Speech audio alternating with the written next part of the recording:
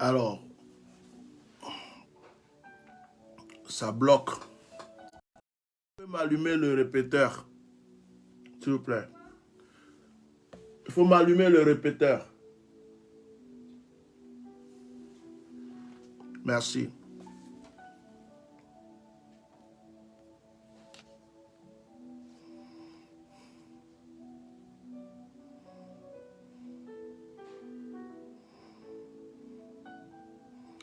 Alors, bonsoir. Avant de commencer même le direct est attaqué. Donc, soit vous partagez, vous mettez les cœurs,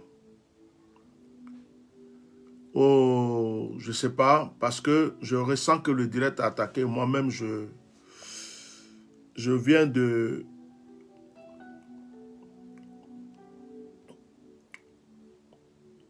Ouais, le direct est attaqué. Mettez les cœurs, partagez. Vous ne pouvez pas venir sur le direct sans partager, mettre les cœurs. Ça devient vraiment une mauvaise habitude. Voilà, partagez massivement les directs, s'il vous plaît. Quand vous venez sur le direct, n'attendez pas qu'on vous dise de partager. C'est du temps qu'on prend pour vous. C'est du temps qu'on prend.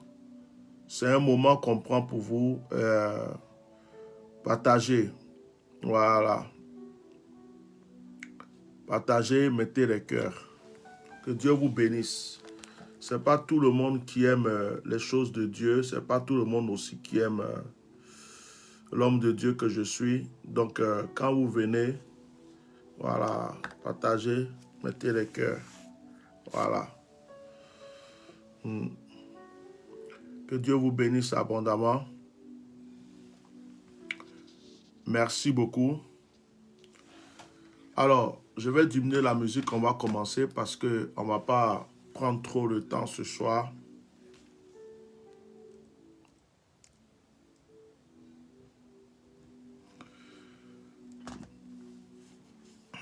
Que le Seigneur vous bénisse.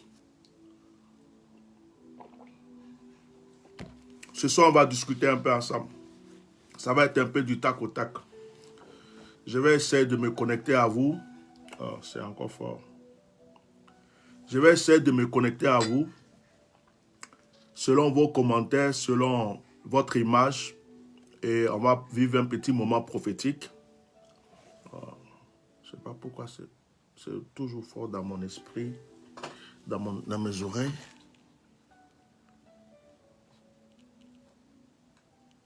Voilà. Voilà, là c'est bon.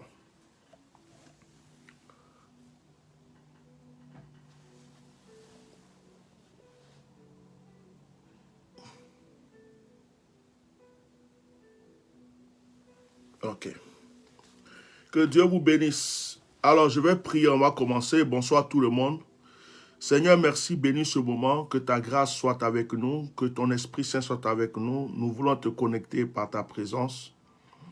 Il est écrit, l'Esprit du Seigneur est sur moi parce qu'il m'a oint pour apporter une bonne nouvelle aux pauvres, Seigneur.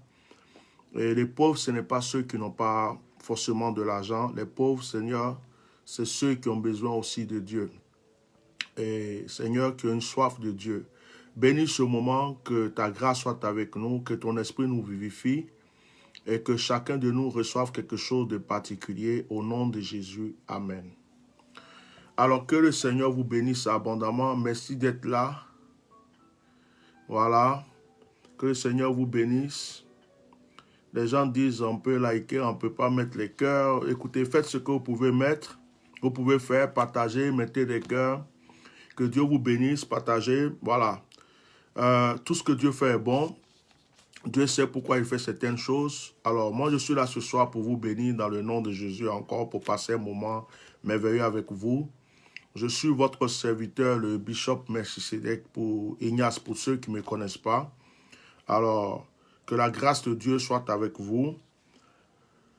Alors, avant de commencer le direct, je voulais vous rappeler l'opération Allons au Voyant pour ceux qui ne se sont pas encore inscrits à l'opération Allons au Voyant. L'opération Allons au Voyant consiste à vous inscrire, à faire votre part d'offrande, votre participation, parce que l'homme de Dieu va se consacrer pour vous recevoir.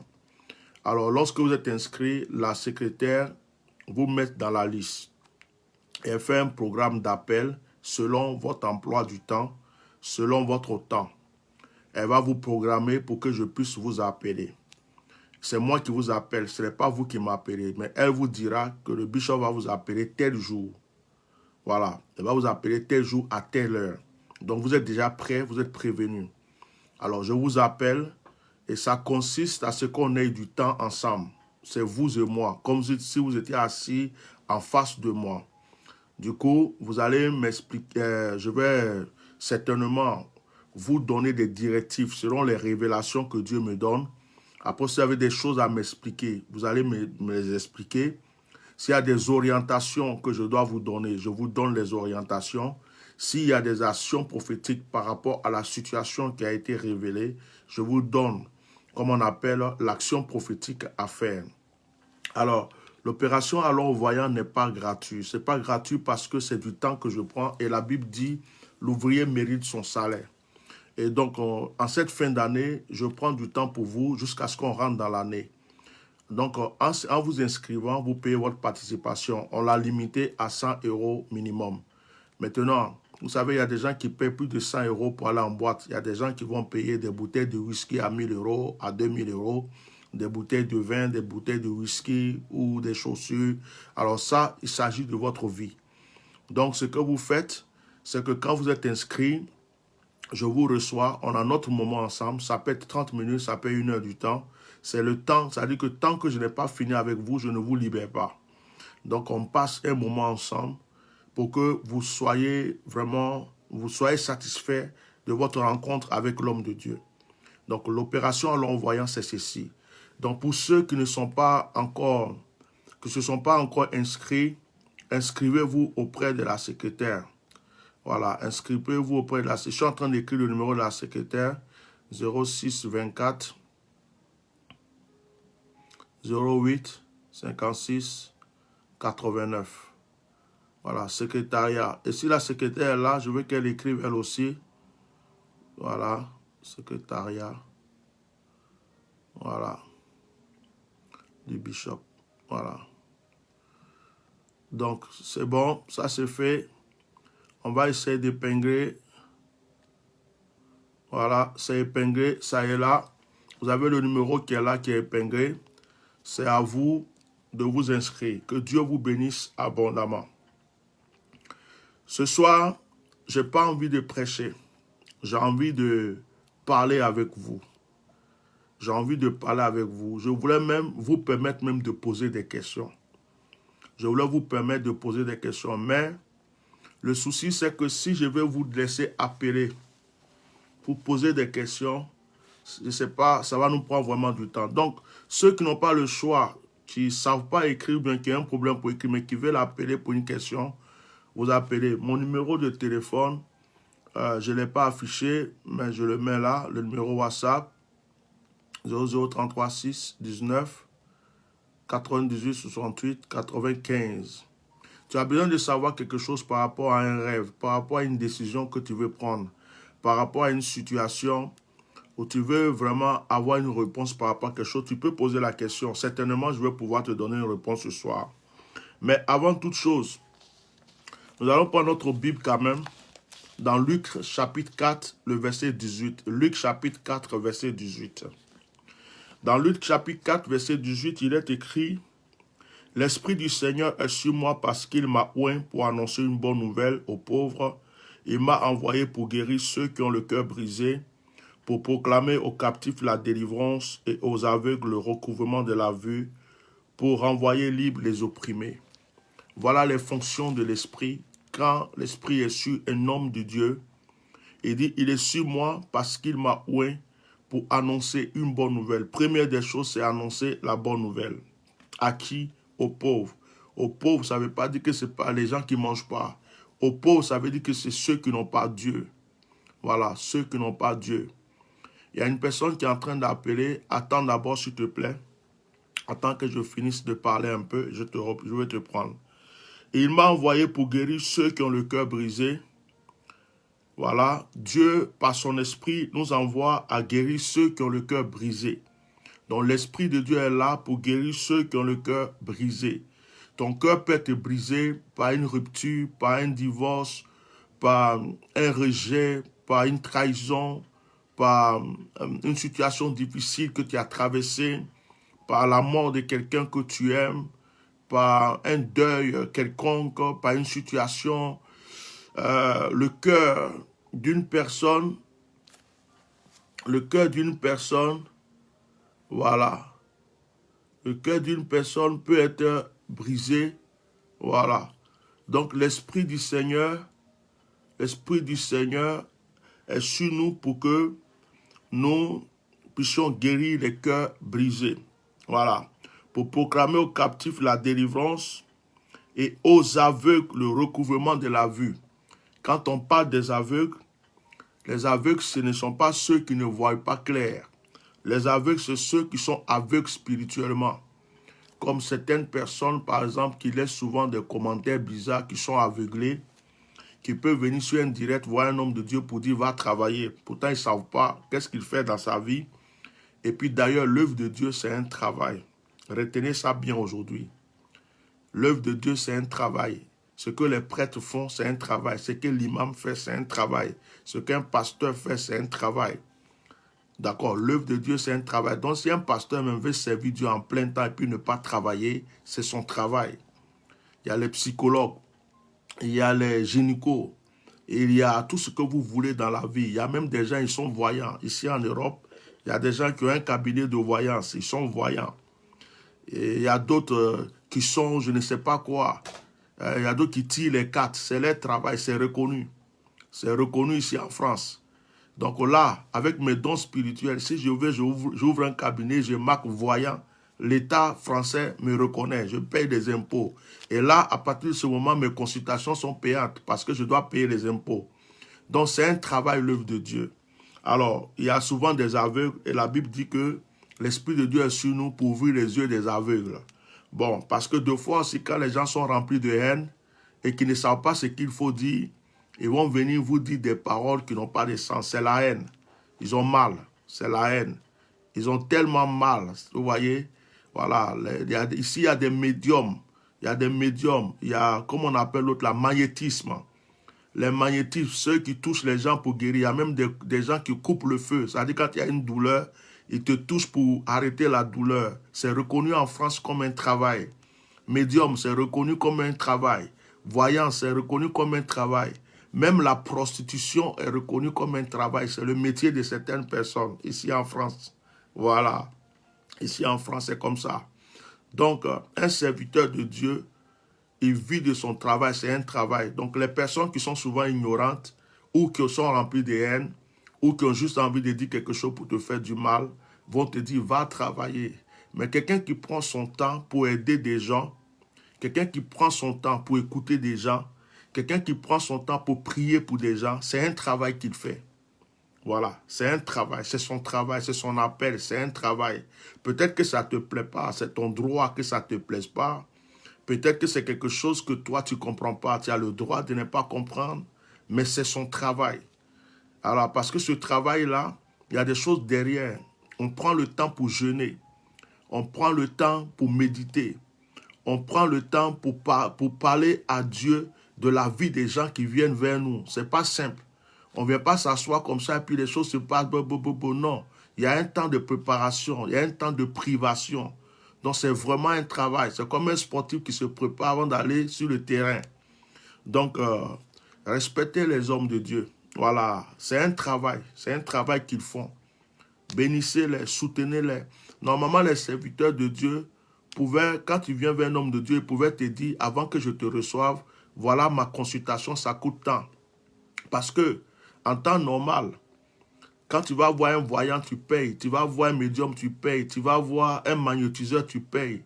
Même les gens qui font comment on appelle ça, les hypnotiseurs, tout est reconnu comme un travail. Il y a des gens qui font du spectacle aussi, c'est un travail. Les comédiens, c'est un travail.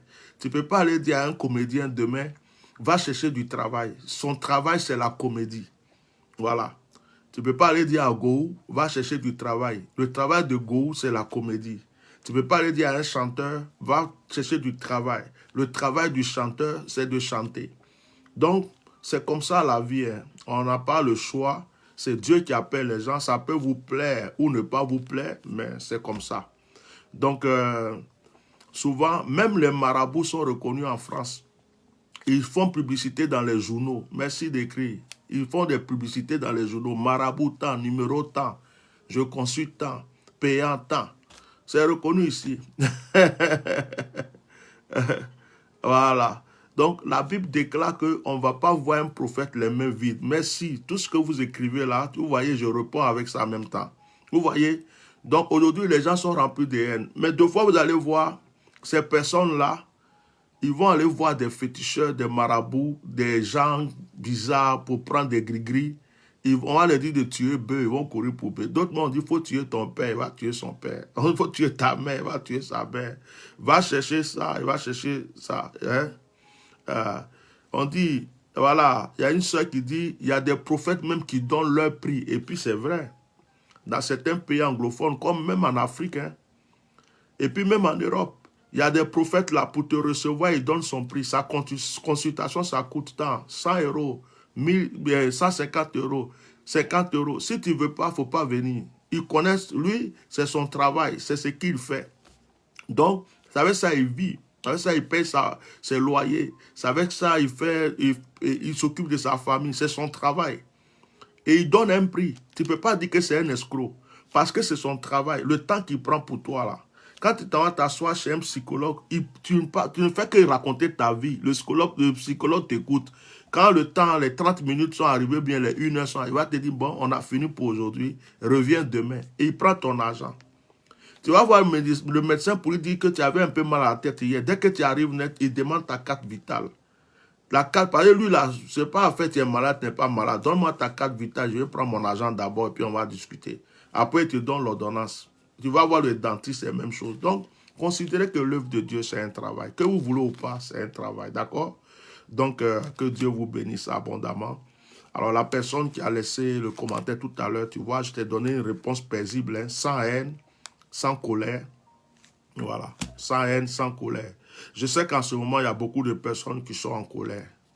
Les gens ont le sang chaud. Ils sont beaucoup en colère, très en colère, parce que certaines personnes n'aiment pas quand certaines prophéties s'accomplissent. Certaines personnes n'aiment pas quand ils ont voulu te tuer, mais tu n'es pas mort, tu es encore là. Certaines personnes n'aiment pas quand ils t'ont maudit, mais tu es toujours béni. Certaines personnes n'aiment pas quand ils t'insultent, mais tu as toujours la force de continuer. Certaines personnes n'aiment pas quand ils te jugent, mais tu ne t'occupes pas de ça, tu continues. Donc je sais qu'il y a des gens qui ne sont pas contents, qui ont tout fait, qui ont fait tout ce qu'ils peuvent. Euh, euh, voilà. Oui, Alpha Blondie, c'est vrai, c'est vrai. J'ai vu ton commentaire, que Dieu te bénisse abondamment. Alors, comme j'ai dit ce soir, je vais parler avec vous. Hein. Ce soir, moi, j'ai envie de parler avec vous. Ce soir, je ne suis pas venu pour prêcher. Hein. Je veux parler avec vous. Vous voyez là, je vois vos commentaires, puis je réponds. Même s'il y a une question, je vais répondre à la question. Si quelqu'un a pu appeler, je vais écouter ce qu'elle dit. Il y a une femme qui essaie d'appeler là. Comme je parle, je ne décroche pas, mais je vais la prendre tout à l'heure. Donc, l'Esprit du Seigneur est sur nous pour annoncer une bonne nouvelle aux pauvres, c'est-à-dire ceux qui cherchent Dieu. L'Esprit du Seigneur est sur nous pour guérir le cœur brisé, ceux qui souffrent là, pour les aider. L'Esprit du Seigneur est sur nous pour libérer les captifs. Ça veut dire que ceux... Je te réponds tout à l'heure, Bouddha. Je te réponds tout à l'heure. Hein? Merci d'avoir écrit ça, j'arrive. L'Esprit du Seigneur est sur nous pour... comme on appelle, pour libérer les captifs, ceux qui sont attachés par les sorciers, les mystiques. Si vous allez dans une église, et puis on vous dit on ne chasse pas de démons, on ne fait pas de délivrance. Dans l'église, vous partez, c'est Alléluia, Amen. Matin, midi, soir, Jésus est bon, cette scène, rentre à la maison. On ne chasse pas de démons. Ah, s'il vous plaît, cherchez-vous. Parce que l'Esprit du Seigneur est là pour libérer les captifs. Et le monde spirituel existe, d'accord? Pour donner la vue aux aveugles. La vue aux aveugles. Les aveugles, ce n'est pas ceux qui ne voient pas forcément clair physiquement, c'est les aveugles spirituels. Ceux qui ne voient pas les choses de Dieu, qui ne comprennent pas les choses de Dieu, l'Esprit du Seigneur est là pour les éclairer. Donc, comme ce soir, je ne vais pas prêcher. Prochainement, je vais prêcher sur ce passage. Je ne vais pas prêcher aujourd'hui.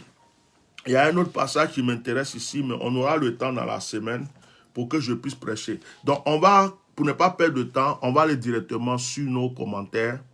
Voilà. Il y a un frère qui a écrit, après je vais prendre la soeur qui a appelé, il s'appelle Shebou Bouddha. Shebou Bouddha a écrit « Bonsoir, bonsoir à toi mon frère ». Il dit « Il faut quitter la politique enseignant la parole de Dieu. Enseigne, ou je crois qu'il voulait dire enseigne la parole de Dieu. » Bon, merci Bouddha, merci mon Shebou Bouddha. J'aime bien ton commentaire. J'aime ton commentaire. Ça me va droit au cœur.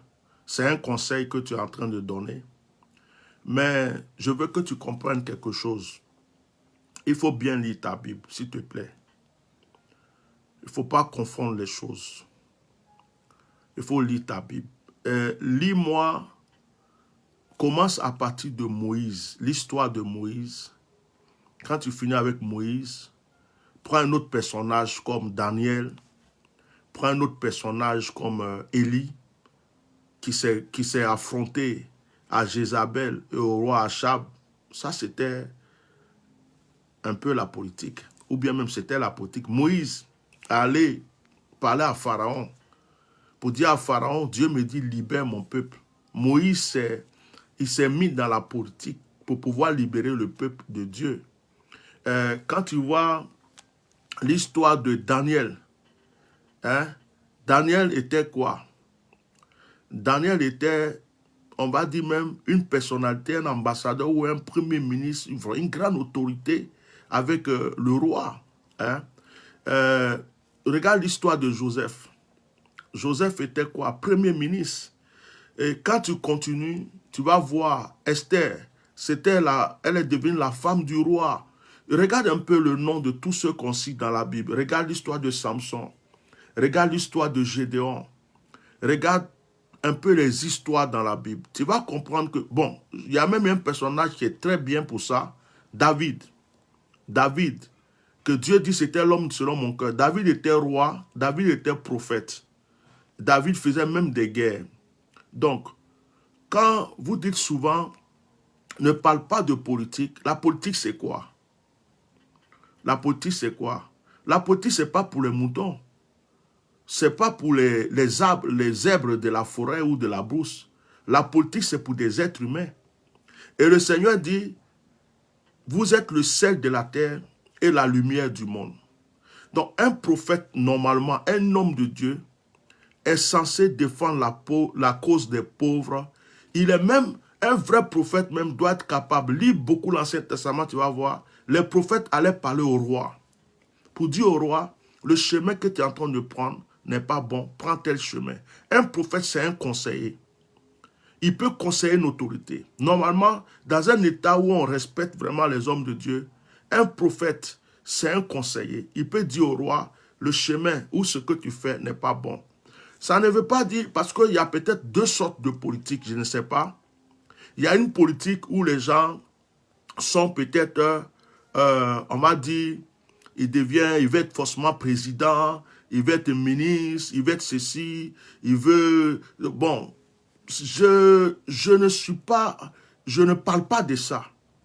Mais la politique, c'est quoi? Gérer même sa famille, c'est faire de la politique. Ta propre famille que tu gères, ta femme, tes enfants, tout ça, c'est la politique. Dieu lui-même, il fait la politique. Je vais t'expliquer la politique de Dieu. La Bible dit dans Job que les enfants de Dieu étaient réunis quelque part, et dans les enfants parmi les enfants de Dieu, il y avait Satan qui était là ce jour-là. Mais quand tu lis vraiment ce passage, j'éteins la musique. Quand tu lis ce passage, tu te dis, mais comment Satan peut être là? Oh, Satan est un opposant de Dieu. Satan fait le contraire de ce que Dieu fait. Mais il est dit dans ce passage que Satan était parmi les fils de Dieu. Mais pourquoi Dieu laisse Satan son opposant? Parce que c'est la politique. Si Satan n'était pas là, on n'allait pas savoir comment aimer Dieu. On n'allait pas savoir quels sont ceux qui font la différence entre Dieu, entre le bien et le mal. Donc le diable est là pour nous montrer qui aime vraiment Dieu et qui n'aime pas Dieu. Donc Satan joue son rôle. C'est pourquoi Dieu pouvait éliminer Satan à n'importe quel moment. Mais il laisse Satan jusqu'à la fin du monde parce que Satan joue son rôle. Donc un imam a le droit de parler pour le peuple. Il est le porte-parole du peuple. Un imam a le droit de dire à un chef d'État, ce que tu fais n'est pas ceci. Ça ne veut pas dire que l'imam va être président de la République ou ministre. Un pasteur a le droit, un prophète a le droit. Ce sont des gens qui sont établis sur le plan spirituel et ils sont là pour le peuple. Donc si le peuple a faim, ils peuvent dire attention, le peuple a faim. Si le peuple souffre, ils peuvent dire attention, le peuple souffre. Mais aujourd'hui, ce qui se passe, avec par exemple la situation de la Côte d'Ivoire, comme il y a plusieurs partis, il y a des combats, il y a eu la guerre, il y a eu ceci, il y a eu cela, quand tu es en train de dire certaines vérités, certaines personnes pensent que tu es en train de défendre un tel. Quand tu es en train de défendre certaines vérités, certaines personnes pensent que c'est parce que tu es dans le camp de tel. Il y a trop de haine. Il y a trop de haine. Surtout, puisque tu m'écris, je sais que tu es ivoirien, il y a trop de haine. On ne peut plus dire la vérité en Côte d'Ivoire. On ne peut pas défendre son point de vue. On ne peut pas dire ce qu'on ressent. Dès que tu commences, on dit, oh, tu es avec un tel, tu es ceci, tu es cela. Et ça doit s'arrêter. Ça doit s'arrêter. Parce que la politique, même, c'est ça qui nous fait vivre. Mais en même temps, un homme de Dieu n'est pas un politicien, mais il peut parler dans la politique. Je ne sais pas s'il me fait comprendre. Par exemple, où je suis là, je peux être conseiller. Je peux être conseiller d'un ambassadeur, d'un premier ministre, d'un chef d'État. Je peux être conseiller d'une autorité. Dans le silence, je peux lui dire voilà, voilà, voilà, voilà. Et peut-être qu'en m'écoutant, des choses changeront et des gens l'aimeront et il continuera son travail à faire. Donc ça, c'est ça. Donc quand tu me dis d'arrêter la politique, voilà la première réponse que je vais te donner. Maintenant, la deuxième réponse concernant la Côte d'Ivoire, je l'ai dit dans un direct la dernière fois, je crois que c'était hier, j'ai dit dans ce direct que moi-même personnellement, je suis en train de changer mon image. Il fut un temps où personne ne m'a entendu parler. Quand il y a eu tous les troubles, tout ce qu'il faut en Côte d'Ivoire, personne ne m'a entendu parler. Moi, je suis commencé à parler dans cette histoire de politique, je ne sais même pas si c'était pas en 2000 combien, je ne sais même plus. Ça fait pas longtemps. Au moment où Gbagbo était en prison, j'ai défendu des causes. Après, je suis tombé dedans, j'ai commencé. Bon, moi, je suis tombé dedans comme ça pour dire ce que j'avais à dire. Mais avant ça, je ne parlais pas, je prêchais, je faisais mes croisades. Va voir mes anciennes vidéos, va voir mon Facebook, va voir. Je suis rentré dedans. Mais de la manière que je suis rentré, je pense que Dieu m'a emmené pour jouer un rôle. Et j'ai fini presque de jouer ce rôle. Je pense même que j'ai fini de jouer ce rôle.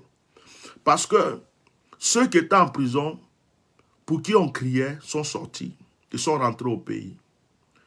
Maintenant,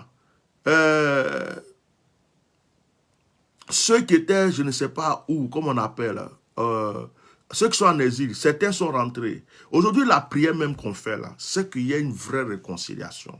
Que les Ivoiriens là, la Côte d'Ivoire est doux, la Côte d'Ivoire est bien, la Côte d'Ivoire est un pays, on a juste besoin de la paix, de la vraie paix.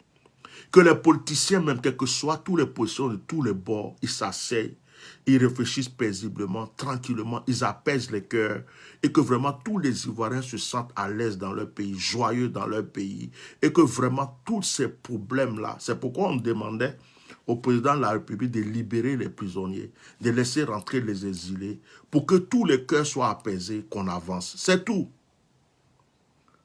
C'est tout. C'est tout ce qu'on demande. Donc, s'il dit ça, c'est faire la politique, moi, je ne sais plus qu'est-ce que vous voulez. Parce qu'on ne peut pas rester là puis fermer les yeux.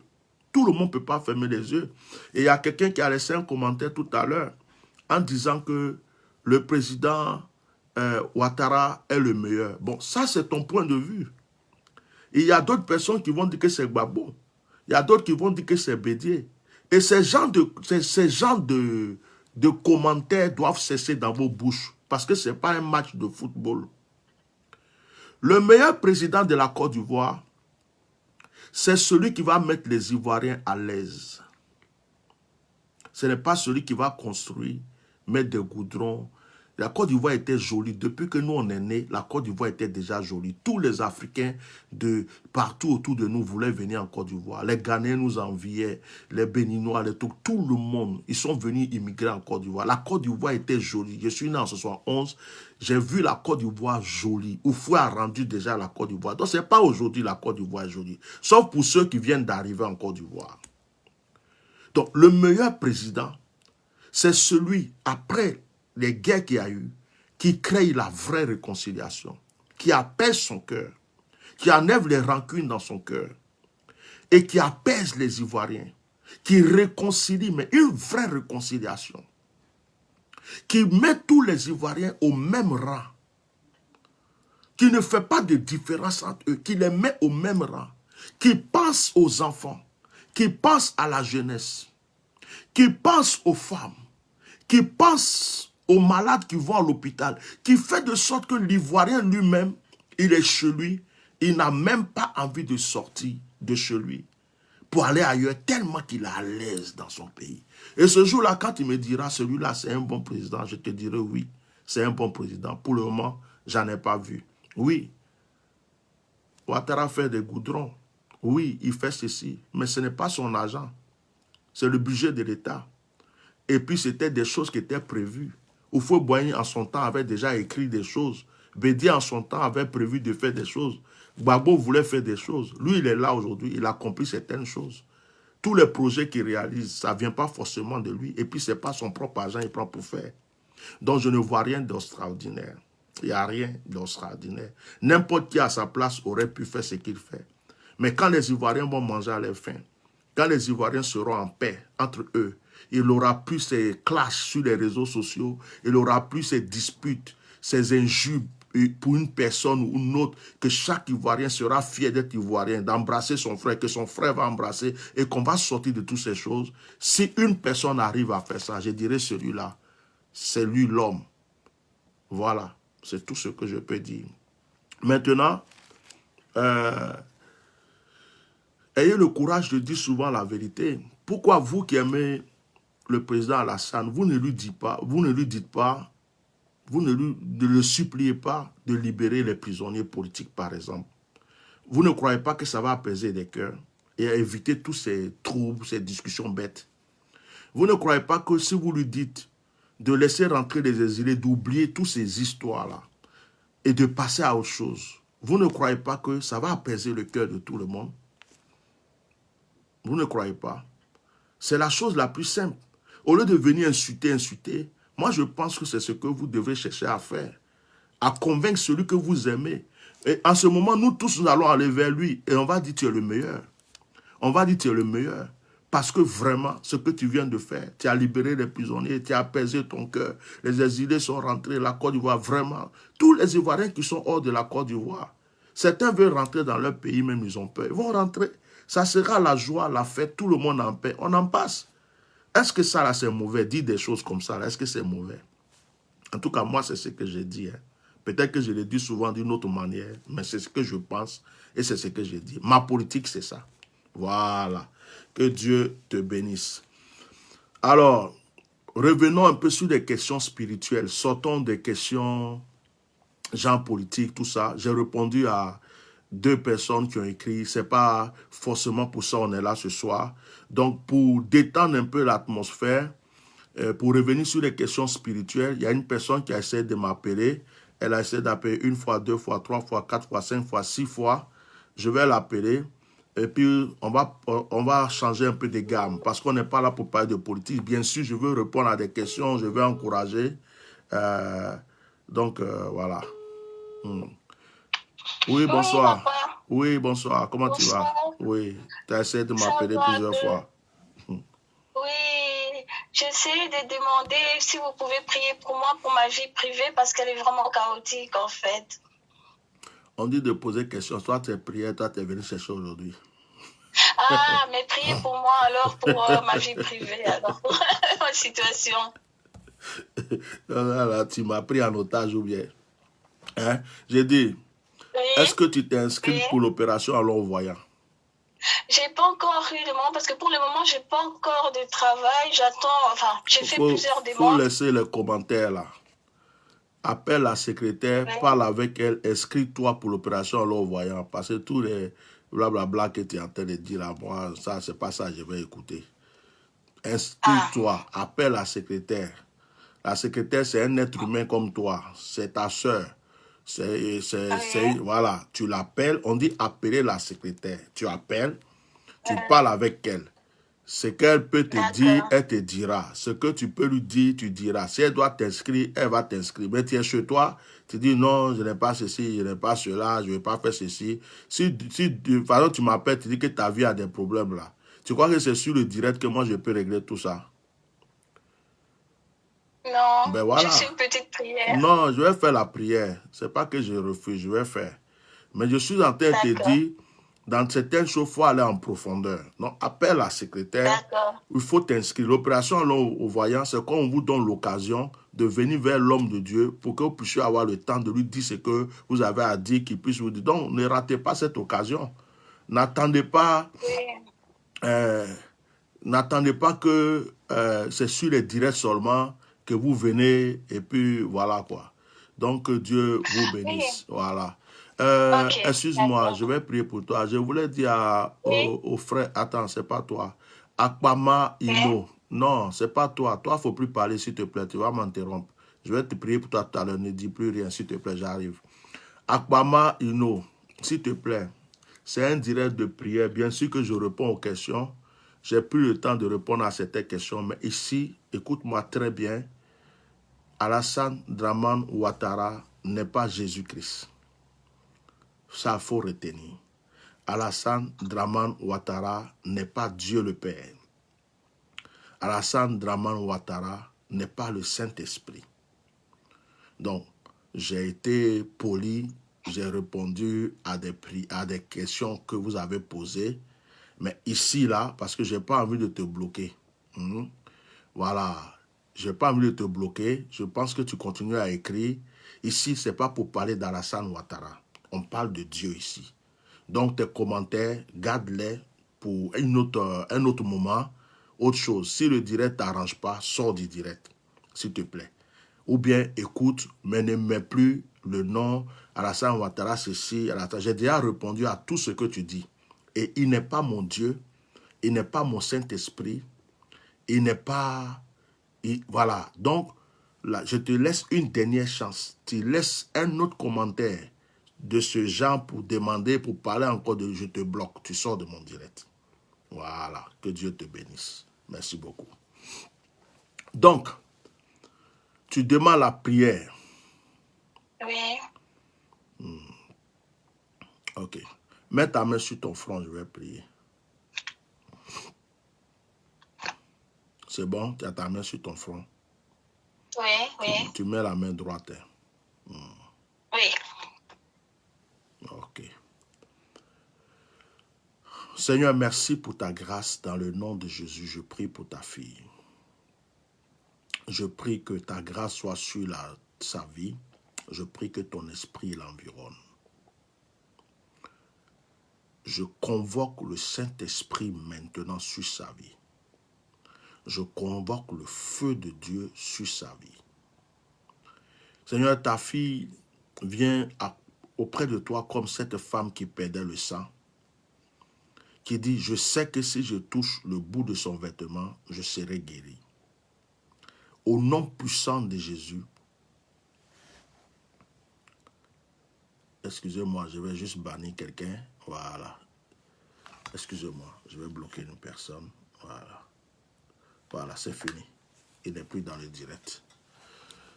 Comme cette femme qui perdait le sang, dans le nom puissant de Jésus, je prie que ta fille, en te touchant ce soir par cette prière, reçoive son miracle, reçoive son exaucement.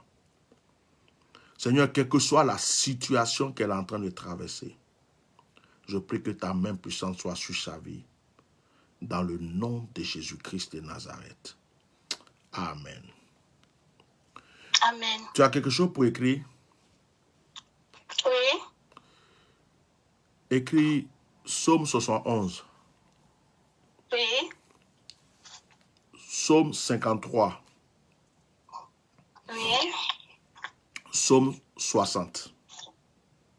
Oui. Les 3 psaumes que je viens de te donner, les soirs, avant de dormir, la nuit, quand tu pries, il faut prier aussi avec ces psaumes. Tu peux choisir un dedans ou tu peux réciter les 3. D'accord. Écris. Donc, Psaume 71, 53. Toi, tu vas me perdre le temps. Ah, d'accord. Je te parle, tu dis oui, tu écris. Je te parle, tu dis oui, tu écris après. Tu crois que c'est pour toi que je fais les directs ou bien? C'est-à-dire que là, tu es en train de me provoquer. C'est vous-même qui ne m'envoyez pas offrande, qui ne me faites rien là. Vous prenez mon temps, vous me fatiguez là. Il ne faut pas faire. Bon, ok, 71, 50, bon, ok. Voilà, je ne suis pas ici pour m'amuser. Je vais rappeler, je vais réécouter. Voilà, tu réécoutes le direct après. Parce que là, tu vas me provoquer. Je vais te gbère même tout de suite. Parce que là, tu perds mon temps. Je suis gentil, mais il ne faut pas exagérer. D'accord. Ok. Ok. Bon, maintenant, tu écris maintenant. Il faut écrire. Quand je dis là, tu écoutes et puis tu écris. Il ne faut plus me reposer question. Psaume 23. Psaume 23. Maintenant, tu écris le psaume 92. Voilà. Ça, c'est les psaumes. Tu pries le matin. Quand tu te lèves, que tu es en train de prier, tu pries le matin avec. D'accord. Voilà. Que Dieu te bénisse. Merci beaucoup, amen, merci. Ouais, bonne soirée. Au revoir. Au revoir. Merci, bonne soirée, merci. Atia Normal, c'est un lion. Donc, les lions là, c'est comme ça nous on est. Voilà. Que Dieu vous bénisse. Les questions. Questions. Posez des questions sur les songes, les rêves, sur les choses que vous devez savoir, des trucs comme ça. Soit vous écrivez, soit vous avez envie d'appeler. Aujourd'hui, c'est comme ça, je veux communiquer un peu avec vous.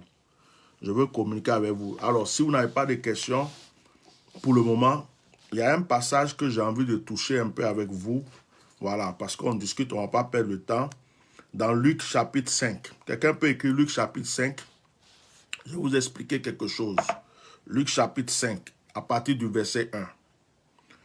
Dans Luc chapitre 5, verset 1, il est écrit, comme Jésus se trouvait auprès du lac de Génézareth et que la foule se pressait autour de lui pour entendre la parole de Dieu, il vit au bord du lac 2 bacs, d'où les pêcheurs étaient descendus pour laver leurs filets.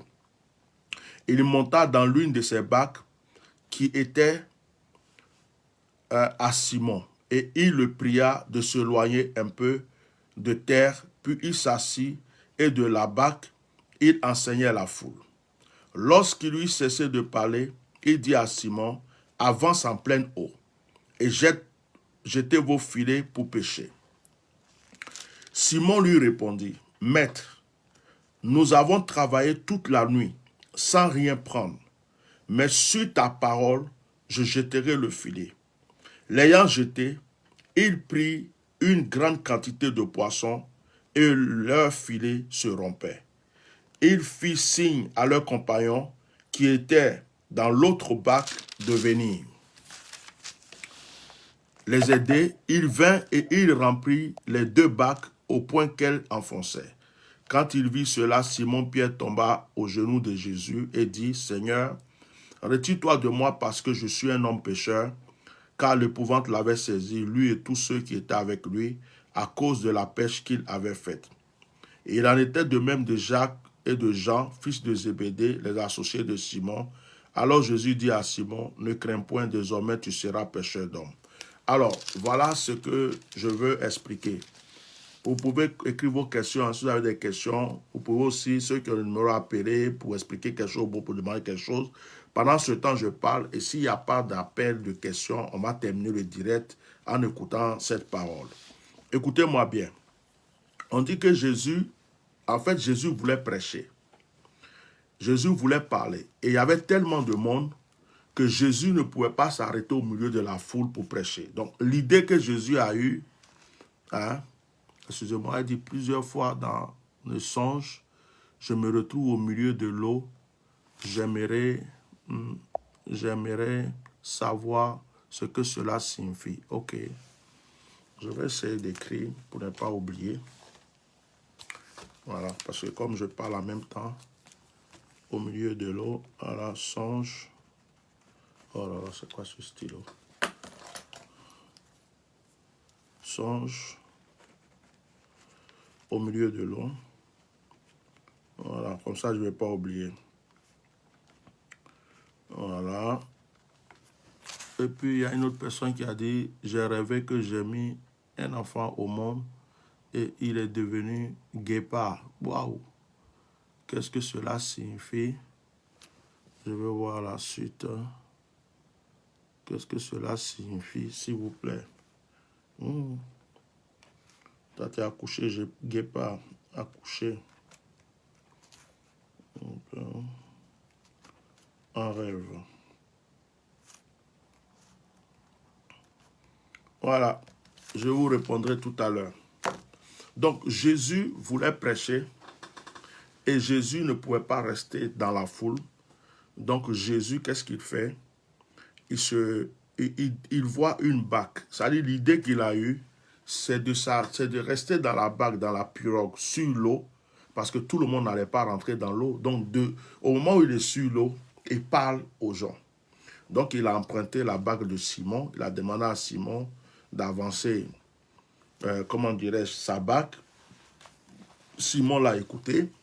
Jésus s'est mis dans la barque, il a prêché. Mais le truc, c'est que Jésus savait que depuis matin, Simon et ses frères, les pêcheurs étaient là, ils n'ont pas eu un seul poisson. Ils n'ont pas eu un seul poisson. Et il arrive, il leur demande un service.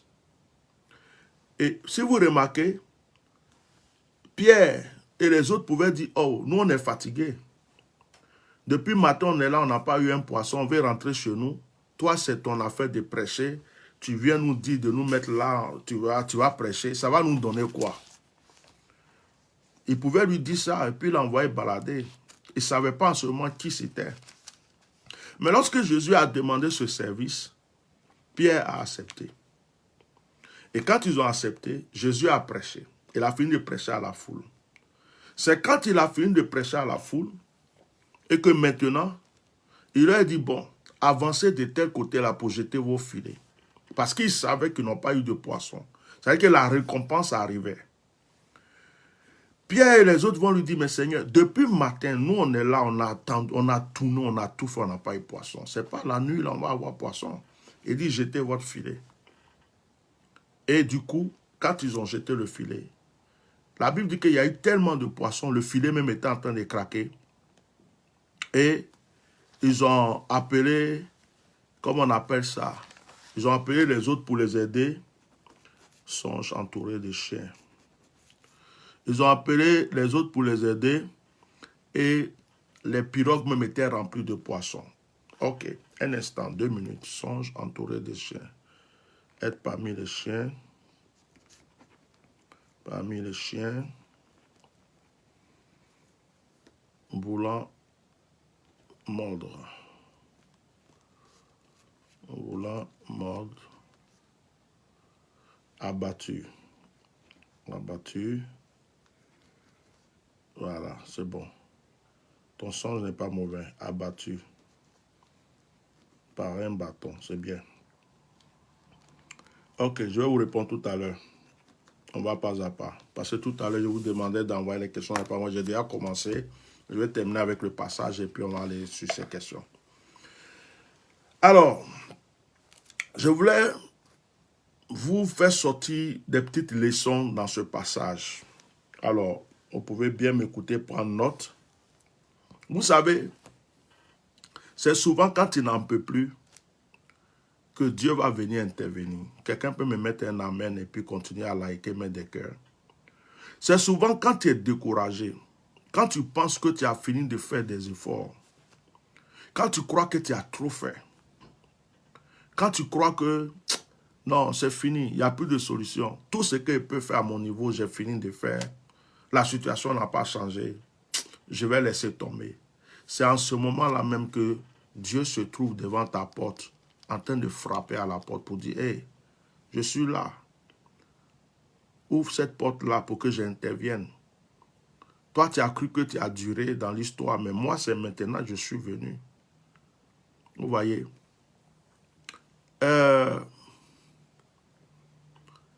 La toute première leçon, c'est de savoir reconnaître l'intervention de Dieu et savoir tendre la main, savoir ouvrir notre cœur, savoir, on va dire, aider les autres. Deux fois, peut-être que tu n'as rien. Tu avais seulement 3 euros dans ta poche.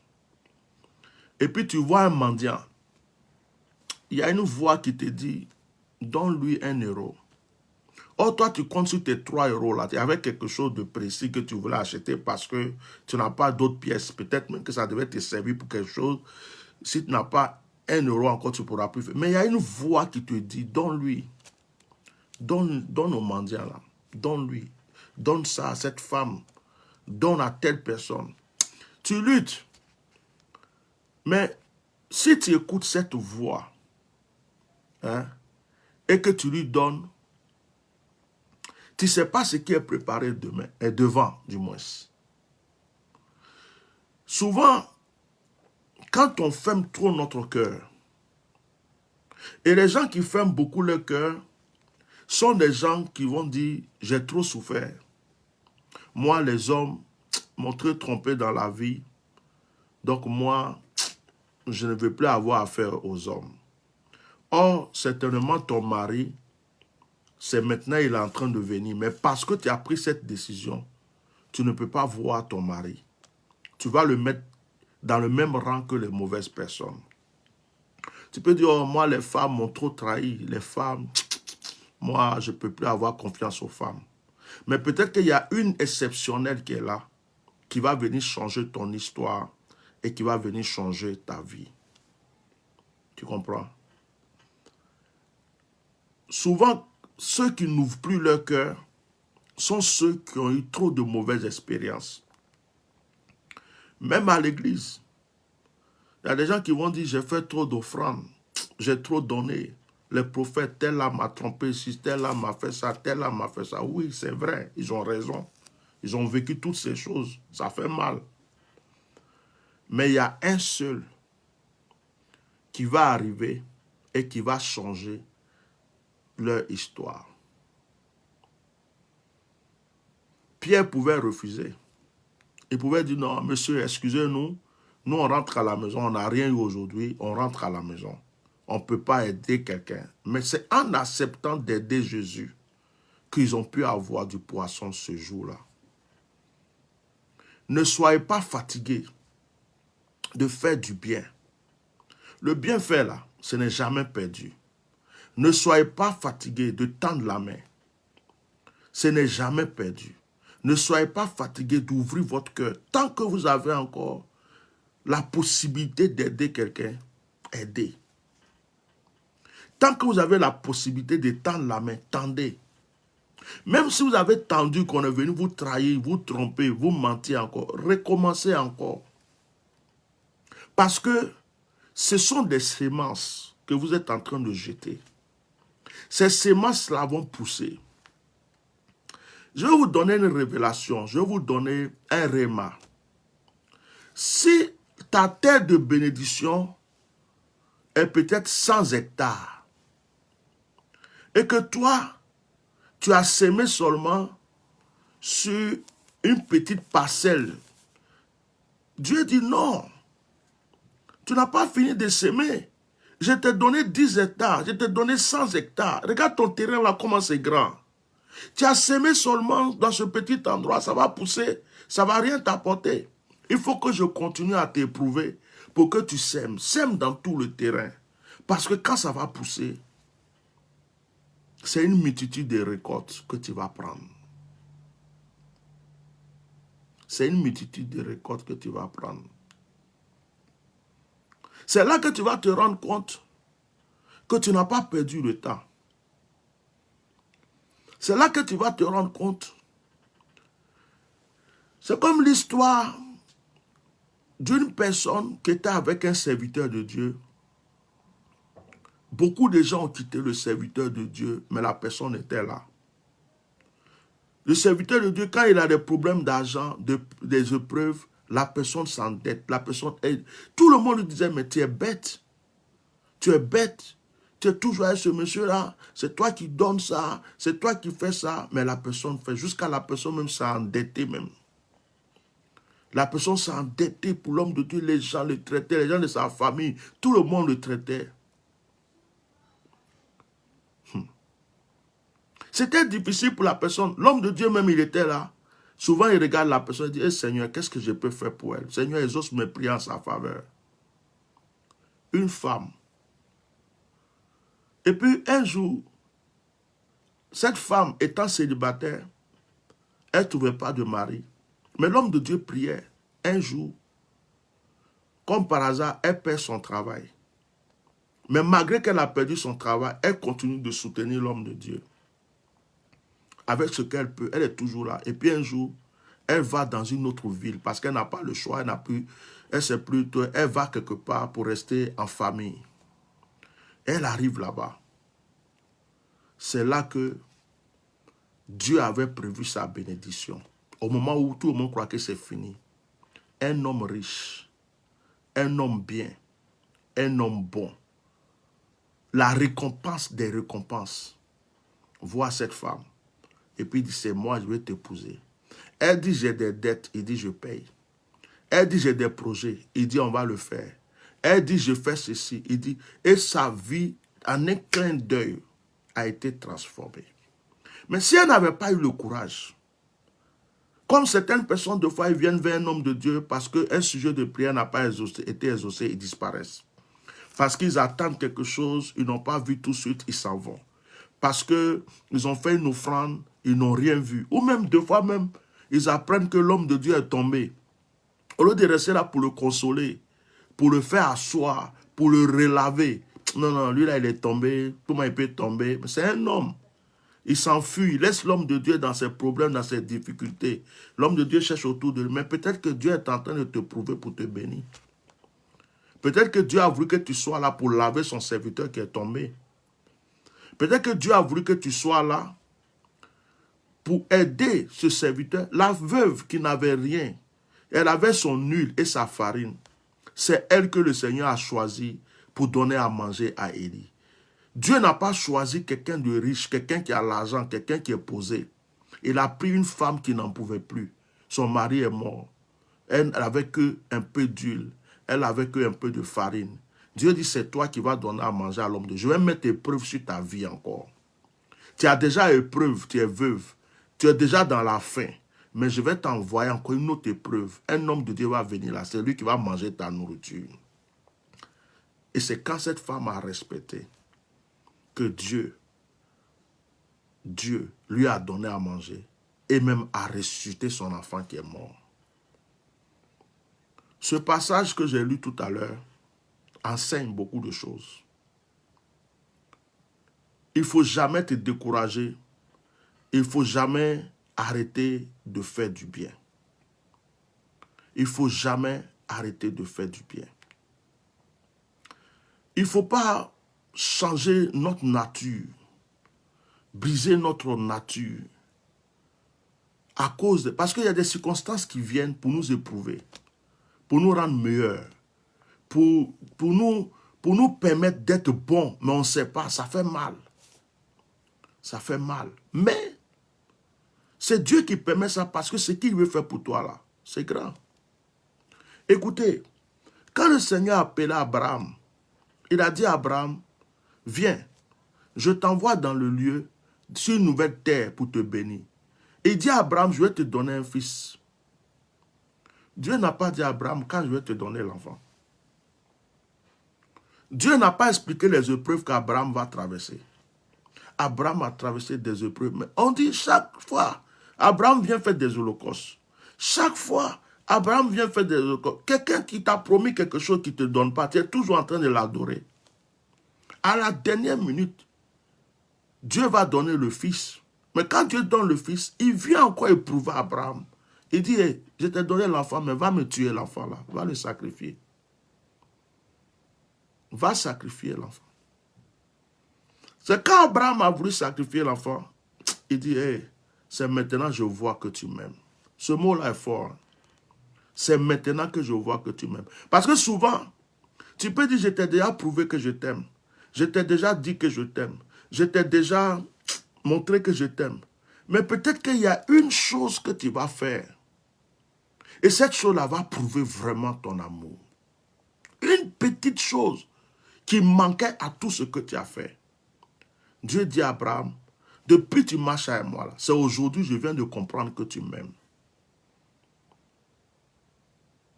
N'arrêtez pas. N'arrêtez pas. Serviteur de Dieu, vous que Dieu a appelé pour le servir, là, écoutez-moi très bien. Ça fait des années que je sers Dieu. Vous allez tomber sur des bonnes personnes. Vous allez tomber sur des personnes ingrates. Vous allez tomber sur des personnes méchantes. Vous allez tomber sur des personnes, quand vous avez fini de les faire du bien, ça va devenir un problème sur votre vie. Si vous voulez regarder la nature des hommes, vous n'allez plus servir Dieu. Vous n'allez plus servir Dieu. Il y a de tout.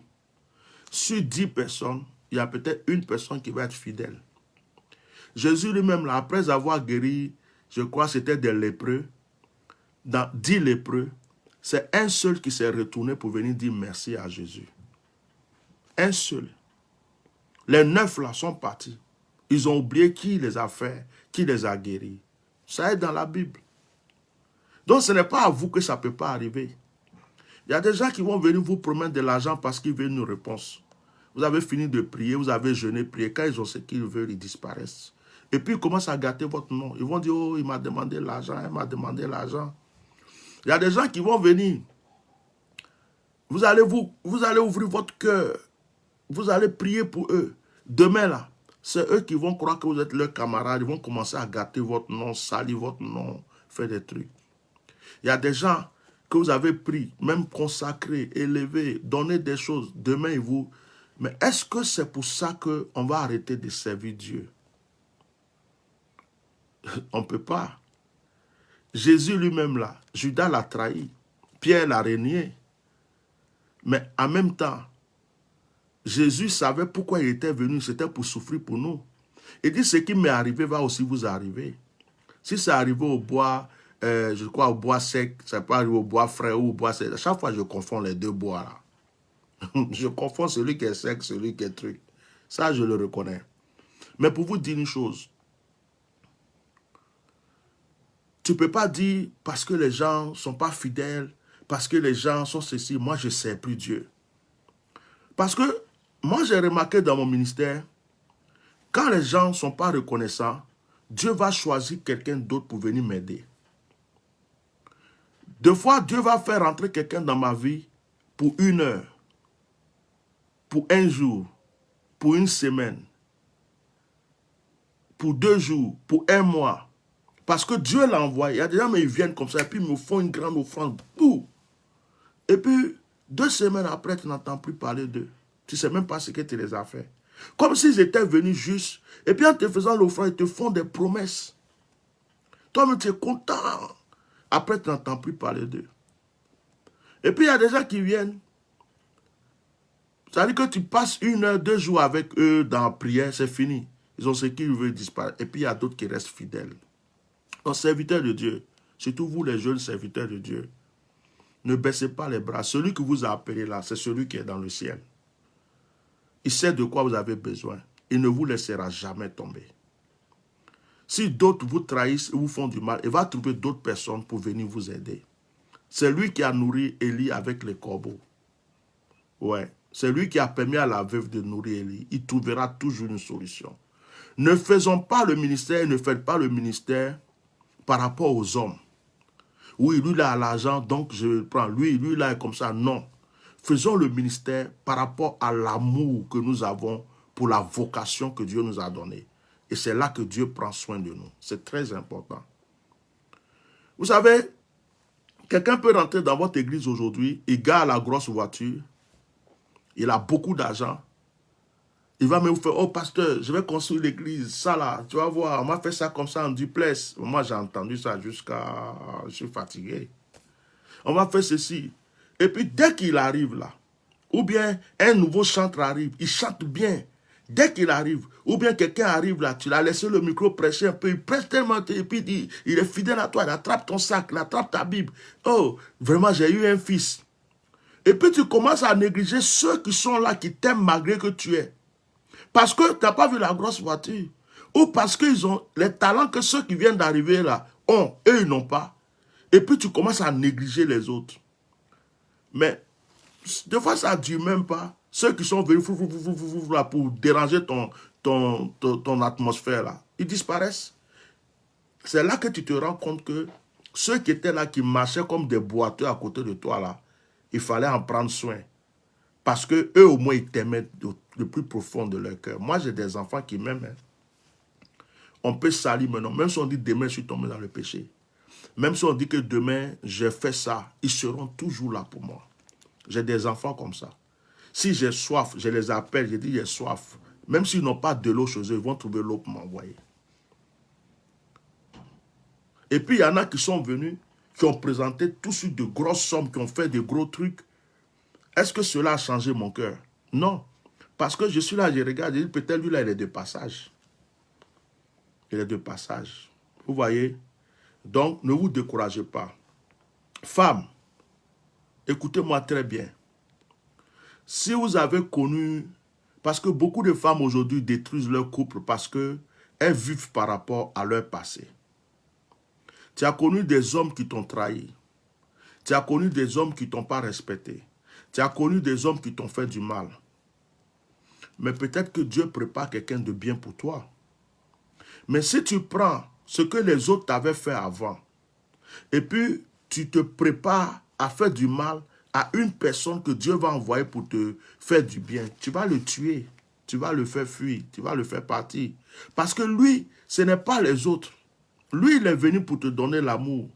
Lui, il est venu pour changer ton histoire. Il est venu pour que vous soyez ensemble. Mais quand tu le vois, tu vois ceux qui t'ont fait du mal. Quand il te parle, tu te rappelles de ton passé, et tu te dis même de fois, lui là même, est-ce qu'il ne va pas faire tout ça là et puis me jeter comme les autres? Et puis tu te comportes mal, et un jour tu brises ton joli couple que Dieu est en train de former. Parce que tu n'as pas pu comprendre que celui-là c'était le bon. On ne vit pas avec le passé. Souvent le passé vient, ça peut nous faire mal. Le passé nous permet de réfléchir. Le passé nous permet de nous poser des questions. Mais on ne peut pas prendre le passé sur notre tête. Moi, le mal que les gens m'ont fait sur la terre, si je voulais vivre de ça, je ne peux plus faire confiance à quelqu'un du tout. Je ne peux même pas ouvrir mon cœur pour dire j'aime quelqu'un autant de ma main. Le mal que les gens m'ont fait sur cette terre, dans l'église, dans le monde, dans la famille, dans tout ce que vous voulez. Mais je serai un homme isolé. Mais jusqu'aujourd'hui, j'ai l'espoir. Jusqu'aujourd'hui, j'ai l'espoir. Vous voyez? Un homme aussi, tu ne peux pas dire que parce qu'il y a des femmes qui t'ont fait du mal, tu vas prendre ton caractère de ce que les femmes t'ont fait, tu vas changer et puis tu vas commencer à faire du mal à peut-être la femme que Dieu a choisie pour te donner, qui doit rester auprès de toi, qui t'aime ou ceci. Tu vas la tuer. Tu vas la tuer parce que ce n'est pas elle qui t'a fait du mal. Ce n'est pas elle qui t'a fait du mal. Ce sont les autres qui t'ont fait du mal. Mais elle est venue là. Donne-lui ton amour. C'est-à-dire qu'il ne faut jamais arrêter de faire sortir les bonnes choses qui sont en nous. Parce que ce sont les bonnes choses qui sont en nous qui nous font grandir devant Dieu. Les mauvaises choses qui sont en nous là, ça nous diminue devant Dieu. Ça nous écarte. Ça nous salit. Mais les bonnes choses là, qui sortent de nous là, ça nous fait grandir devant Dieu. On t'a fait du mal, mais tu fais toujours du bien. Dieu t'aime. Tu n'as pas, mais tu donnes. Dieu t'aime. On t'a trahi, mais tu continues de faire confiance. Dieu t'aime. Je vous dis la vérité. Je vous dis la vérité. Donc j'espère que ces petits conseils-là, vous avez compris. Alors, pour terminer cette histoire de Jésus, quand tu crois que c'est fini, moi cette histoire me rappelle l'histoire de Lazare. Les gens disaient que Lazare était pourri. Les gens disaient que Lazare était mort, que Lazare était pourri. Mais c'est quand le corps de Lazare était en train de pourrir que Jésus est venu le ressusciter. Jésus n'est pas venu ressusciter Lazare le premier jour. Il n'est pas venu ressusciter Lazare le deuxième jour. C'est le troisième jour, quand c'était pourri, que Jésus est venu ressusciter Lazare. Dieu n'aime pas la facilité. Hein. C'est pourquoi Dieu n'est pas pressé souvent pour agir. Est-ce que quelqu'un peut dire Amen avec ses cœurs et ses partages? Je ne vois pas vos cœurs. Les eaux desséchées. Au moment où ils étaient encore cadavres, le Seigneur pouvait venir les faire revivre. Il a attendu qu'ils soient cadavres, qu'ils soient squelettes, que le squelette soit éparpillé partout, que ça ne ressemble plus à rien. C'est là que Dieu est venu agir. C'est quand tu as perdu l'espoir, quand tu dis qu'il n'y a plus rien. C'est pourquoi il ne faut jamais se moquer des autres. Il ne faut pas dire je suis bien, je suis mieux. Tu peux te moquer de quelqu'un aujourd'hui parce qu'il n'a même pas de vêtements, il n'a rien à manger. Demain, peut-être que c'est lui qui sera le milliardaire de ton quartier. Tu ne sais pas ce qui va arriver demain. Tu peux croire que parce que tu as une voiture, tu vas écraser tous les piétons sur la route. Mais peut-être que les piétons là, c'est eux qui vont te sauver dans une situation demain. Vous voyez, rien n'est fini. Pour terminer ce passage, je m'adresse à ceux qui sont en exil ou étrangers, les Africains, mes frères, qui sont soit au Maroc, en Algérie, en Tunisie, un peu partout qui se cherchent.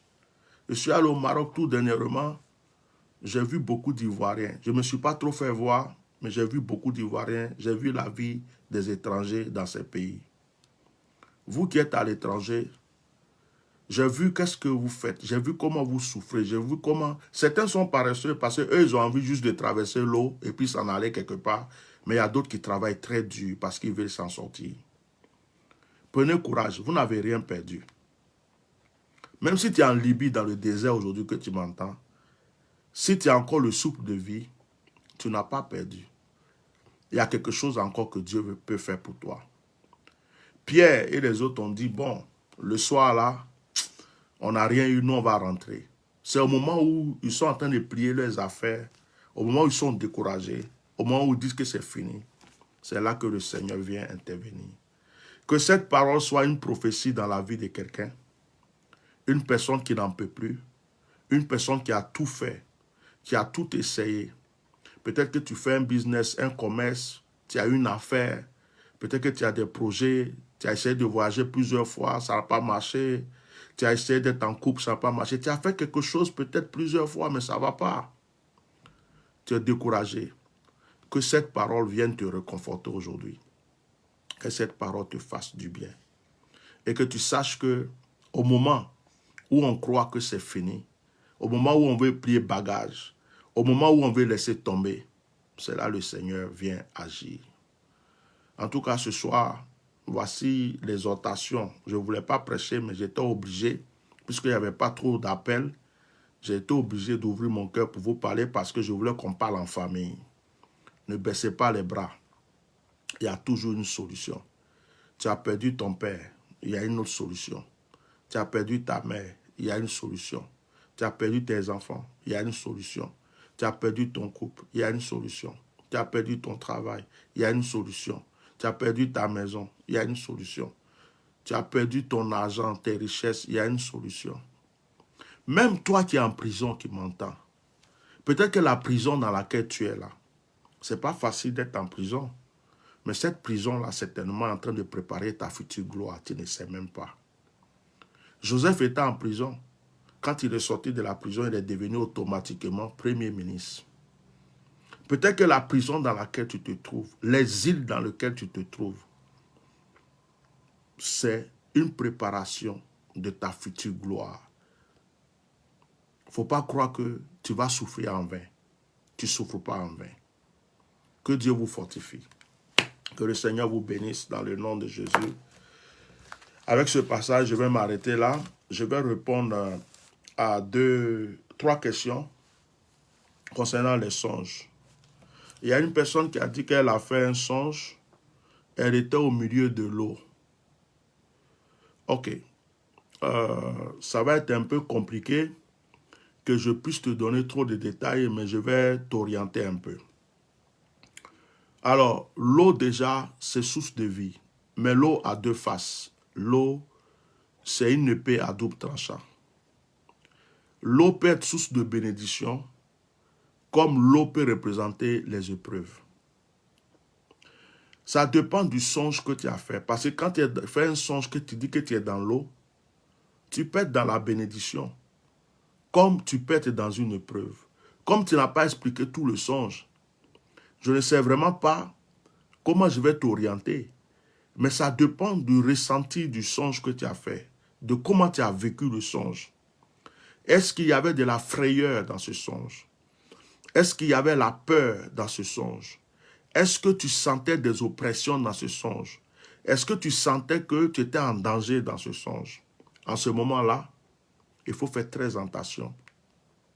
C'est que il y a... Parce que l'eau représente la terre, comme l'eau représente tout ce qu'on veut. Tout même a été fait par l'eau. Et les esprits des eaux sont très puissants et très... Ça veut dire que il y a une réclamation qui est certainement faite contre ta vie. une réclamation qui est faite contre ta vie, une réclamation spirituelle. Et petit à petit, on est en train de t'envahir. Maintenant, si quand tu étais dans l'eau, tu étais heureuse, tu étais en joie, tu sentais, tu n'avais pas envie de sortir de cette eau, il y avait une atmosphère, elle dit, il y avait la peur. Ah, elle me répond, elle dit, il y avait la peur. Ok. Donc voilà, la sœur même a répondu, comme ça règle le problème. Il y avait la peur. Alors, dans ces conditions-là, tu as vraiment besoin de prier parce que ce n'est pas un bon signe. L'eau peut signifier même le cercueil. L'eau, ça peut signifier même le cercueil. Voilà. Donc, tu étais au milieu de l'eau. C'est-à-dire que ta vie était envahie de problèmes. Ta vie était envahie de difficultés. Est-ce qu'on peut courir dans l'eau? On ne peut pas courir dans l'eau. Quand tu es dans l'eau, c'est comme si on a attaché ton pied. C'est comme si on essaie de courir. Tu fais des mouvements, mais tu vas doucement. Tu ne peux pas aller trop vite. Donc, ce que je te conseille, c'est de prier. Et surtout de prendre un rendez-vous, de contacter ma secrétaire pour prendre un rendez-vous, pour que je puisse t'orienter, pour que je puisse t'aider par rapport à ça. Parce que sur ce direct, on ne pourra pas régler tout ce problème, mais ce n'est pas un bon signe. Voilà. Ce n'est pas une bonne chose. Ce n'est pas un bon, surtout en cette fin d'année-là.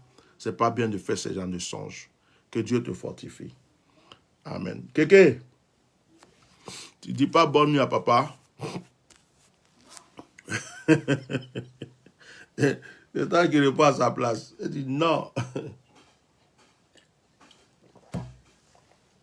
Deuxième songe.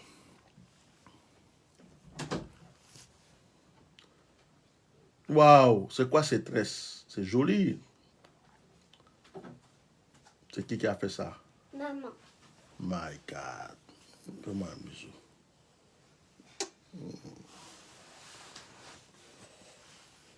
Mais tu regardes mon direct ou bien ces bisous que tu es venu faire? Fais-moi un bisou. Voilà. Bonne nuit. C'est joli tes tresses. Tu vas être la plus belle à l'école demain. Oui. Pourquoi tu as 3 téléphones? Aïe, sors de là. Ça te regarde. Ferme la porte. Bonne nuit. Tu pries avant de dormir, d'accord? À tout à l'heure. À demain. Deuxième songe. Quelqu'un qui a accouché un guépard en rêve. Ah! Elle est où la personne? Faut me réécrire un commentaire, s'il te plaît. Parce que les commentaires ont tellement avancé, je ne peux plus savoir qui a écrit ce commentaire. Tu n'as pas accouché l'homme. C'est guépard que tu accouches dans songe. Je veux savoir tu es d'où, tu es de quelle origine, tu es de quel truc, parce que le guépard doit forcément signifier quelque chose dans ton environnement. Hein? Le guépard doit signifier quelque chose. Le guépard doit être quelque chose même, certainement, sur le plan spirituel, peut-être un animal qui est reconnu dans ton environnement. Je peux même dire sur le plan soit de la sorcellerie ou pour des guerriers ou des trucs comme ça. Bon, tu ne peux pas venir accoucher un guépard dans ton rêve en vain. Certainement, il y a un lien qui est là. Maintenant, que veut dire le guépard dans ton environnement? Est-ce que la personne peut qu'on appelle, remettre un commentaire pour dire que c'est elle? Je veux savoir des choses.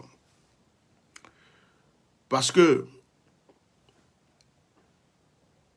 elle a accouché un enfant qui est devenu guépard. C'est qui? C'est ouais. C'est toi, Makori, là.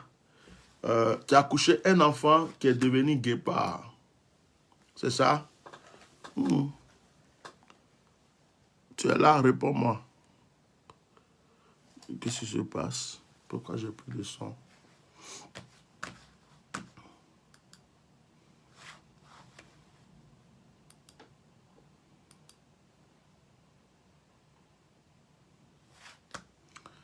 Alors, tu as accouché un enfant qui est devenu guépard.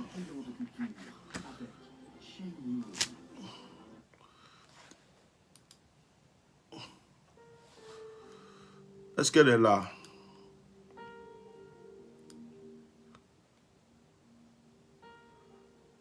Ça ne peut pas être forcément une mauvaise chose, mais je veux que tu sois là pour qu'on parle.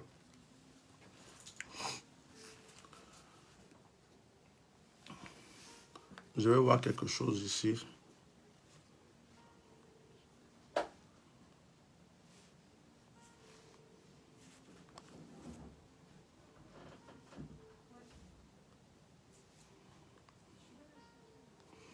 La personne, elle dit, un enfant, oui. Matami, c'est toi?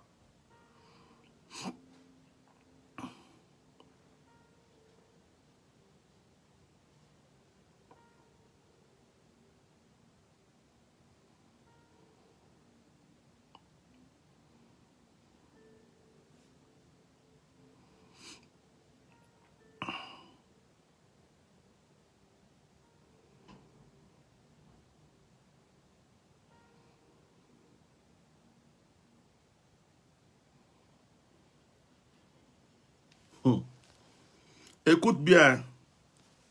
Écoute bien, Natami, j'ai fait exprès pour aller sur Wikipédia pour qu'on voie ensemble quelque chose. Le guépard est un grand mammifère carnassier de la famille des félidés vivant en Afrique et en Asie de l'Ouest. Le guépard a une allure sylvette et fine, avec de longues pattes élancées, aux griffes semi-rétractives ou non rétractives selon les sources, et une face au museau court marquée par 2 traces noires partant des yeux. Son pelage est entièrement tacheté de noir sur fond fauve et beige très clair. Les petits sont pourvus d'une couche crinière, c'est parce que il est considéré comme l'animal terrestre le plus rapide au monde. Sa vitesse à la course pouvant atteindre 112 km/h. Classé vulnérable par l'Union internationale, Voilà. La seule partie qui m'intéresse ici, il dit il est considéré comme l'animal terrestre le plus rapide au monde, sa vitesse à la course pouvant atteindre 112 km/h. Bon, ma soeur, tu es enceinte? Est-ce que la seule peut m'appeler parce qu'elle me fatigue à un commentaire. Moi, j'ai envie de régler ce problème-là. Tu peux m'appeler, regarde, je t'écris mon numéro. Appelle-moi sur WhatsApp, pardon. Ça va être plus simple. Ça va être plus simple pour nous deux. Parce que là, où tu m'as envoyé là, 98, 68, 95, 06, 19, 98,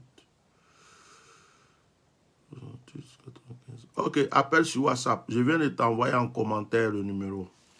Je viens de t'envoyer. J'ai envie de te poser 2 questions avant de te répondre.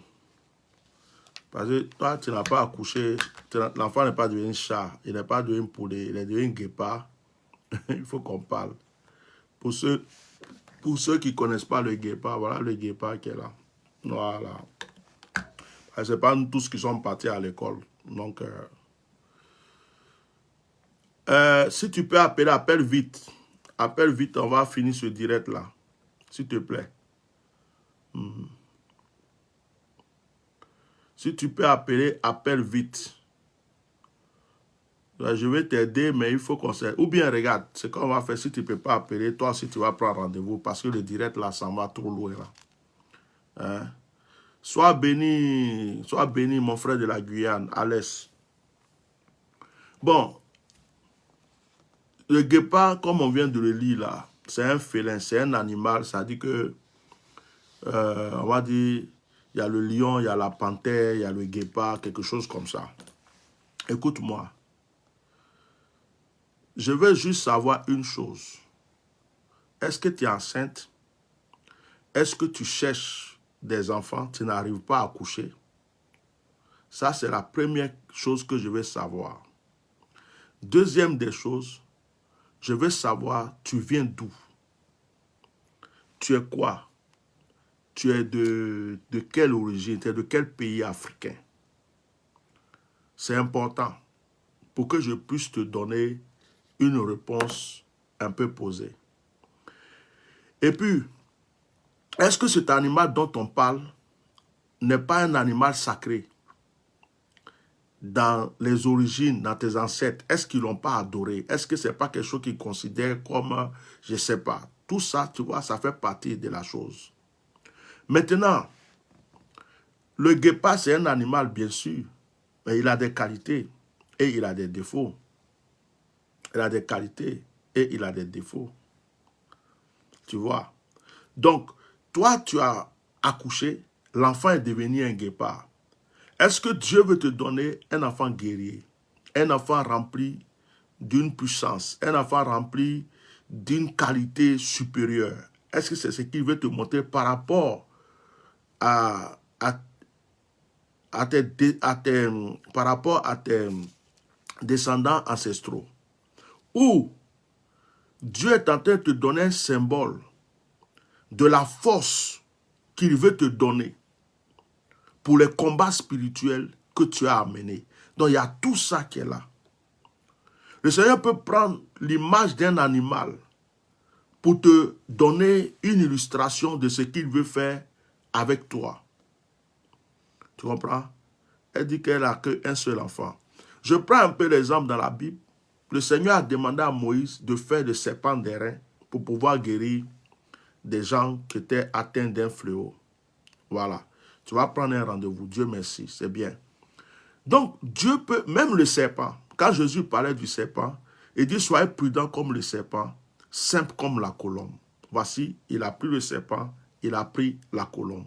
Le jour du baptême du Saint-Esprit, de Jésus du moins, le Saint-Esprit est venu sous forme de colombe.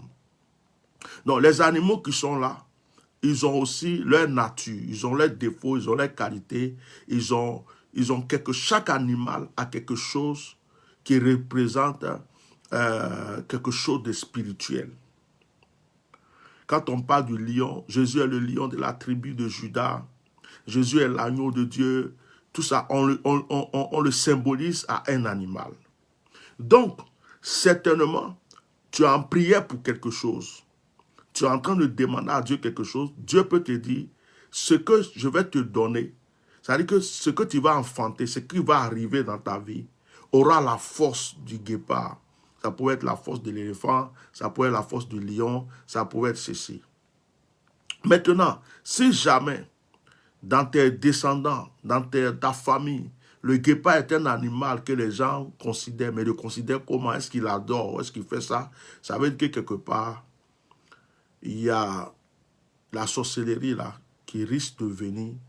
C'est-à-dire que tu risques d'enfanter quelque chose où les pouvoirs mystiques dans la famille risquent de mettre leur main là-dessus. Donc, l'explication que moi je peux te donner aujourd'hui, c'est ça. Prends rendez-vous auprès de ma secrétaire. Prends rendez-vous, inscris-toi à l'opération Allons Voyant et on aura le temps de décortiquer cela. Voilà, parce que quand vous n'avez pas des rêves bien précis, on ne peut pas vous donner une réponse bien précise aussi. D'accord? Que Dieu vous bénisse. Maintenant, il y a une qui dit, dans mon songe, j'étais parmi les chiens voulait te mordre, mais tu as battu le chien avec un bâton qui était dans ta main. Mais pour toi, moi, j'ai dit Alléluia, Amen. Le chien déjà autour de toi, là, ça, on ne cherche même pas loin. C'est l'œuvre de la sorcellerie des mystiques. C'est-à-dire que les sorciers, le chien qui voulait te mordre, c'est-à-dire que les chiens qui étaient autour de toi, c'est l'œuvre de la sorcellerie. C'est-à-dire que les sorciers sont contre ta vie. Ils sont levés contre ta vie. Ils veulent te faire du mal. Mais ce qui est intéressant dans l'histoire, c'est que tu avais un bâton dans la main. Le bâton signifie l'autorité. Le bâton signifie la parole de Dieu. Le bâton signifie le pouvoir. Le bâton est une arme. Vous savez que le bâton que le berger prend pour défendre ses brebis contre les animaux, les serpents, le bâton, c'est un pouvoir. Donc, au moment où les chiens sont autour de toi, les sorciers sont autour de toi, Dieu veut te dire qu'il ne te laisse pas seul. Dieu veut te dire qu'il ne faut pas que tu aies peur. Dieu veut te dire que tu as une autorité dans la main. Dieu veut te dire que tu as un pouvoir avec toi. que tu dois utiliser ça pour les vaincre. Donc, dans ton songe que tu as fait, Dieu t'a montré qu'il y a des mauvais esprits, il y a des sorciers, il y a des mystiques autour de toi. Les gens veulent te faire du mal. Mais en même temps que Dieu te montre ça, Dieu te montre aussi que tu as le pouvoir sur eux. Tu as battu le chien là avec ton bâton. Il n'a pas pu te mordre. Ça veut dire que tu as remporté la victoire. Et si c'est quelque chose qui s'est passé dans le spirituel, tu viens même de tuer un sorcier. Tu viens de blesser un sorcier. Tu viens de faire du mal à un sorcier qui a voulu t'atteindre. Donc la personne qui a fait le songe, qui dit qu'il était au milieu des chiens, et puis les chiens l'ont entouré, il y a un chien qui voulait le mordre, mais il avait un bâton dans la main, et puis il a tapé le chien avec, il a fracassé le chien avec. C'est un signe de victoire. Ce que je te conseille, après un songe comme ça, tu prends juste un moment de jeûne, peut-être 1 jour, 2 jours, 3 jours, et tu mènes un combat spirituel dans le jeûne. Tu pries, esprit de sorcellerie, tu es vaincu au nom de Jésus, retour à l'envoyeur. Parce que Dieu t'a montré qu'ils sont autour de toi. Et Dieu t'a montré que tu as le bâton pour le vaincre, pour le tuer. Ton bâton, c'est ta prière. Ton bâton, c'est ton autorité, c'est ta proclamation. Il faut que tu utilises ça pour remporter ta victoire. Que Dieu te bénisse. Bon, vous voyez, le temps là, je comprends pourquoi les Américains disent que le temps c'est de l'argent. Le temps, ça va trop vite. Hein. On commence quelque chose à 21h, il est déjà 22h36. Or, c'est intéressant. On est là, on parle là. On n'a pas 1 million de vues, mais on est en train de vivre des très bons moments. Mais à un certain moment, il y en a qui travaillent demain, il y en a qui sont venus du travail, sont fatigués, doivent se reposer. Il y en a qui sont en Afrique, qui payent des passes Internet pour pouvoir suivre le direct. On ne peut pas rester 2 heures, 3 heures sur le direct. Et là, je pense qu'on a pris assez de temps. Même si j'ai envie de vous dire encore de bonnes choses, de répondre à des questions, de faire, on ne peut pas. Un seul direct ne peut pas. Alors, je vous rappelle, avant de faire une prière avec vous pour terminer le direct, je vous rappelle l'opération Allons Voyant. Inscrivez-vous auprès de la secrétaire. Le numéro est épinglé. C'est un moment dans lequel on a tout le temps de parler. On a tout le temps. C'est-à-dire que c'est votre temps à vous. Vous êtes là avec l'homme de Dieu et vous parlez. Voilà, vous avez votre rendez-vous, vous vous exprimez. L'homme de Dieu vous dit ce qu'il a dit. Vous posez des questions si vous n'avez pas compris. Vous êtes libre. Et puis on avance. Donc vraiment que Dieu vous bénisse. Ceux qui n'ont pas le numéro de la secrétaire, c'est épinglé là en commentaire. Que Dieu vous bénisse. Nous allons prier pour terminer le direct de ce soir. De rien, Nathalie. J'aimerais que quelqu'un ouvre simplement sa main comme ça. Ouvre ta main, s'il te plaît. Ouvre ta main comme ça avec moi. Et je vais prier. Pendant que je prie, prie dans ton cœur et regarde ta main. Seigneur, voici cette main qui est ouverte. C'est dans la main que tu donnes. Et c'est la main qui donne, c'est la main qui prend. Que la main de mon frère, la main de ma soeur, la main de cette personne qui est ouverte, ne se referme jamais sans l'avoir remplie. Je prie pour une personne qui perd de l'argent, je prie pour une personne qui vit des échecs, des blocages, qui ne sait pas où son argent passe, qu'à travers cette main qui est ouverte, Seigneur, tu arrêtes ce fléau dans sa vie. Je prie pour une personne qui souhaite, qui demande, qui en veut, mais qui n'a pas encore vu, qu'à travers cette main ouverte, tu lui donnes une nouvelle grâce, une nouvelle bénédiction. Seigneur, remplis cette main qui est ouverte. Remplis-la de grâce, remplis-la de bénédiction, remplis-la de prospérité, remplis-la d'élévation.